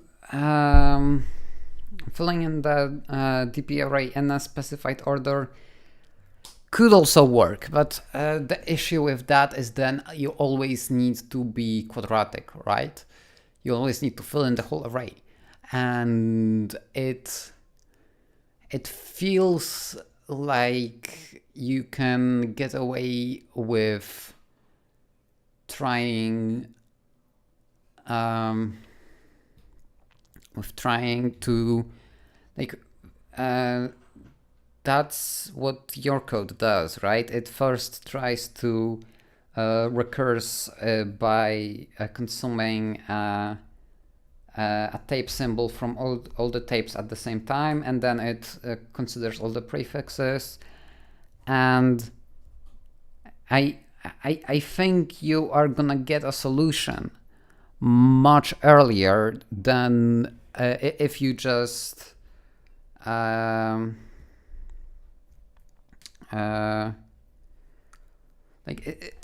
if you allow yourself to let's call it memoized backtracking, right? Like it's a trade-off, because then your memory access patterns aren't as uniform. But like it should be doable.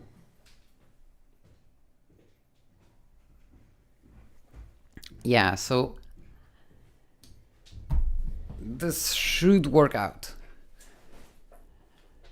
I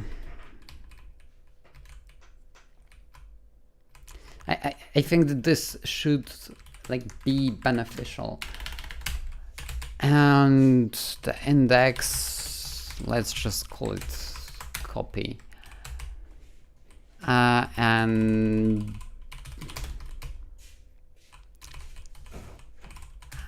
we need a mutable reference here.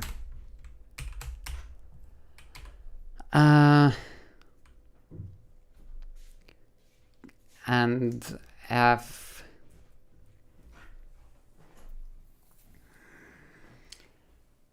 okay, this is a headache.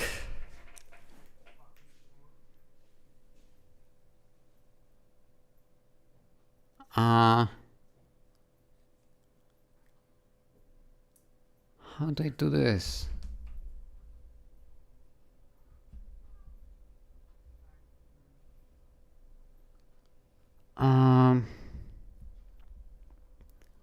Well, this is an issue.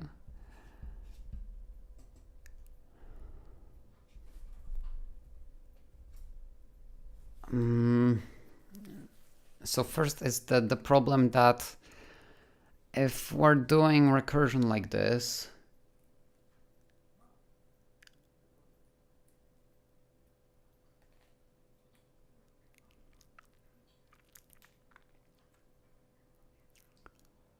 okay, we definitely can't have it be fn mod.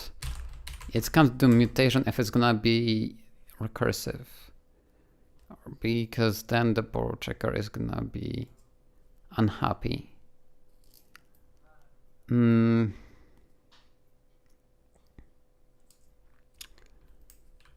Now, the second issue, the second issue is the classic Polonius problem, I think.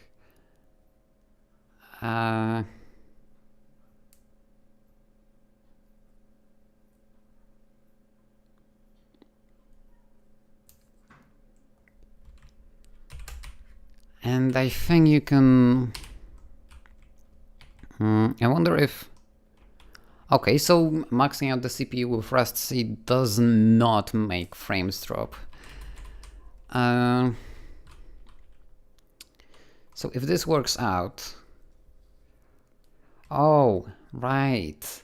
Polonius isn't stable because it is very, very slow at the moment.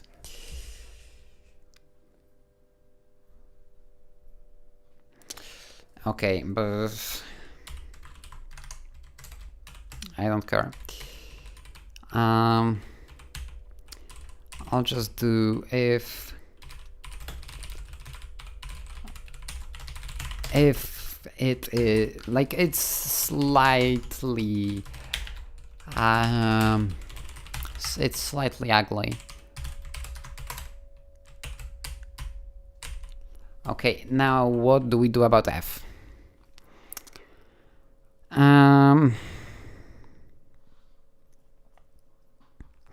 Oh, I know what we can do about f. Specifically, we can have cells, and we can have this be copy. That's gonna be useful enough.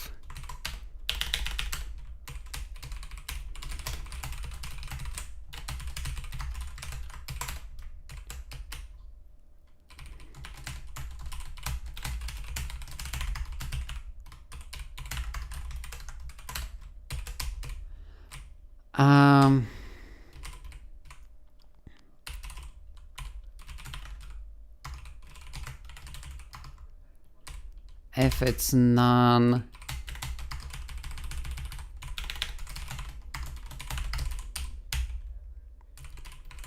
and then because we're using interior mutability, we don't need a mutable reference, which kind of makes sense because it's supposed to be an implementation detail that this does memoization.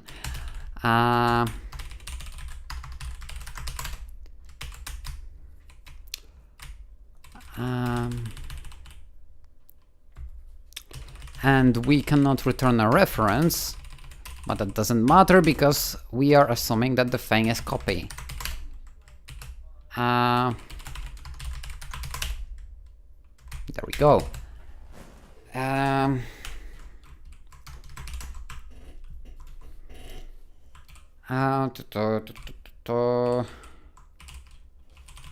Bouncers.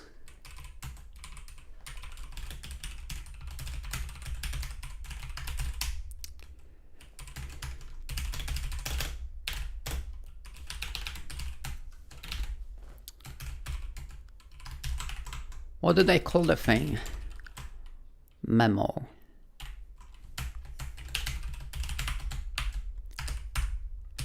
The first index is gonna be length. Okay, hold on.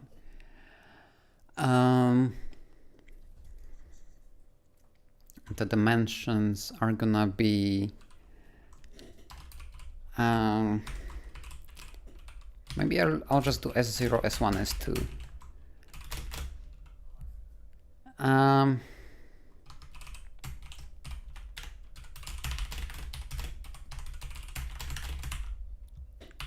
And then the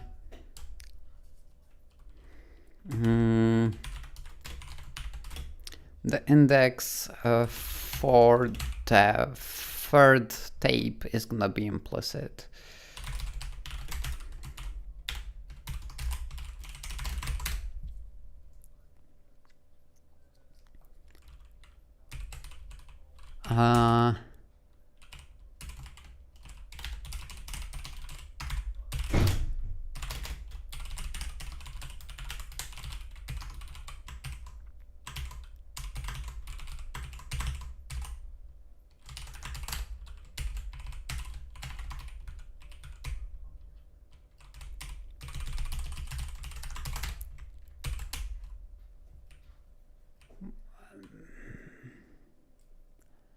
type that references itself.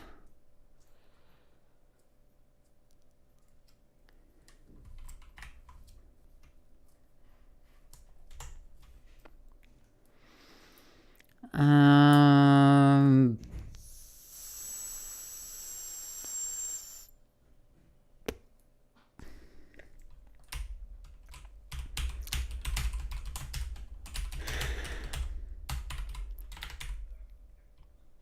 Fine. Actually, I don't think I need to box it. I just need to make it dynamically dispatched.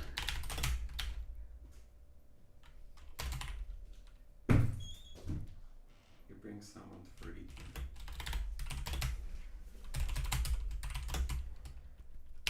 eating. Well. Yes, I know. Okay. Pause the video. You can't pause an online video game. Do I look like I care? I'll eat food.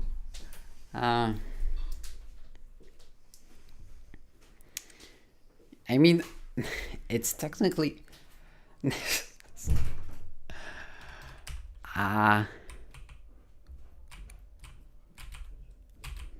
I wonder how well sarcasm comes across on video.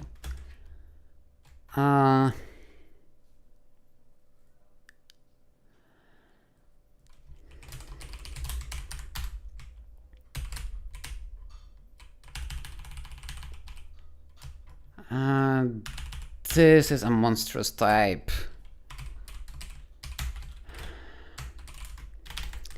I'm starting to reconsider whether I want to be doing this with memoization first. Oh,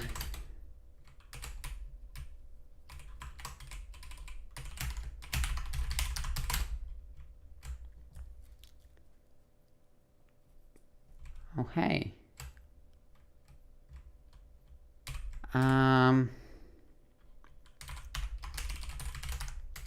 Can I just do this?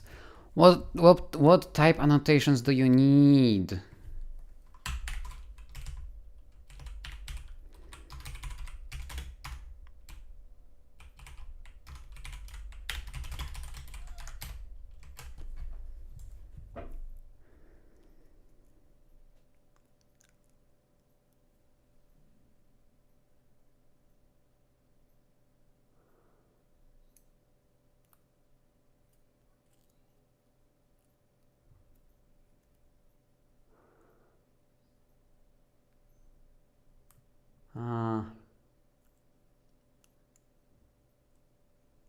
Okay. How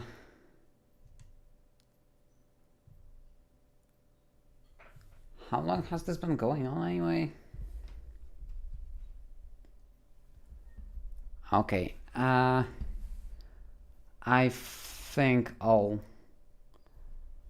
go eat and